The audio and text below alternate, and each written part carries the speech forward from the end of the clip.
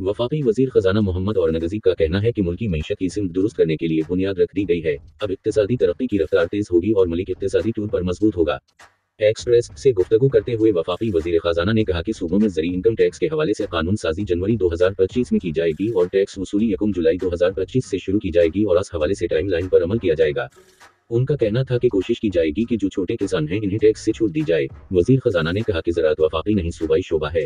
वजीर आला का शुक्रगुजार हूं कि इन्होंने इत्तेफाक किया कि ज़री शोबे से मुताल्लिक़ कानून साजी की तरफ जाएंगे ताकि इस शोबे को भी टैक्स नेट में लाया जा सके, लेकिन ये बात ना आप मानने के लिए तैयार हैं ना आलमी मालियाती फंड के आप ये कर पाएंगे जो 70 साल में नहीं हो सका वो अब कैसे हो जाएगा। मोहम्मद औरंगज़ेब ने कहा कि मैं इतना कहना चाहूंगा कि जो चीजें 75 साल से नहीं हुई अब हम वो करने पर मजबूर हो गए हैं। अब हम इस पर सतह पर पहुंच गए हैं कि अगर आप सैलरी क्लास पर टैक्स बढ़ते जाएं तो 1 साल तो हम ये कर लेंगे, इस साल भी आपकी बातें जायज हैं लेकिन हम आगे कहाँ जाएंगे।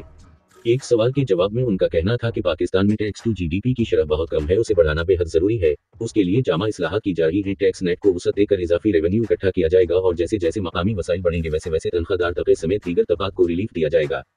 वजीर खजाना मोहम्मद औरंगज़ेब ने कहा कि सूबों के साथ नेशनल फाइनेंस पैक्ट पर पेशरफ्त हो रही है। एक सवाल के जवाब में इन्होंने कहा कि मुल्क की मईशत की सिमत दुरुस्त करने के लिए बुनियाद रख दी गई है जिसके असरात भी सामने आना शुरू हो गए हैं। इक्तिसादी इशारे बेहतर हो रहे हैं, महंगाई की शरह में बतदरीज कमी वाक़ हो रही है। उनका कहना था कि मुल्क में मुआशी तरक्की की रफ्तार मजीद तेज होगी। एक सवाल के जवाब में उनका कहना था कि वो IMF और आलमी बैंक के सालाना इजलासों में शिरकत के लिए अमरीका जा रहे हैं। इस मौका पर IMF और आलमी बैंक हुक्काम के साथ साइड लाइन मीटिंग्स होंगी।